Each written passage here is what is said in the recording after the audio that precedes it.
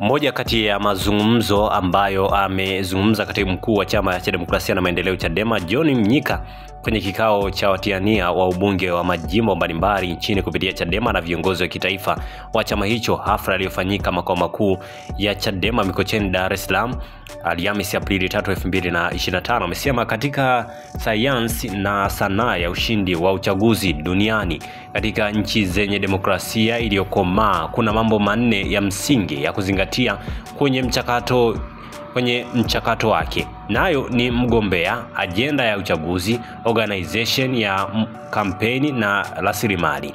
Tanzania leo na hata ya jana si katika nchi inayoweza kuitwa ina demokrasia katika uchaguzi, kwa tunayoshuhudia katika uchaguzi wa serikali za mitaa 2019 na uchaguzi mkuu 2020 na hata uchaguzi wa serikali za mitaa wa tarehe 27 Novemba 2024. Tumeshuhudia kuwa Tanzania haina chaguzi za kidemokrasia.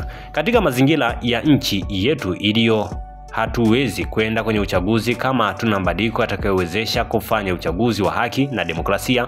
Badala ya mkutano huu mkuu, mkutano wa tiania wa ubunge wa majimbo mbalimbali nchini kupitia Chadema na viongozi wa kitaifa wa chama hicho, nguvu ya no reform no election itaongezeka mpaka watawala watasikia ya kwamba bila mabadiliko hakuna uchaguzi.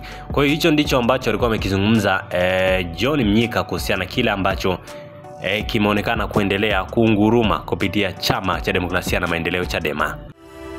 Asante kwa kuifuatilia Baharia TV. Usisahau kulike, kusubscribe, kucomment na kushare.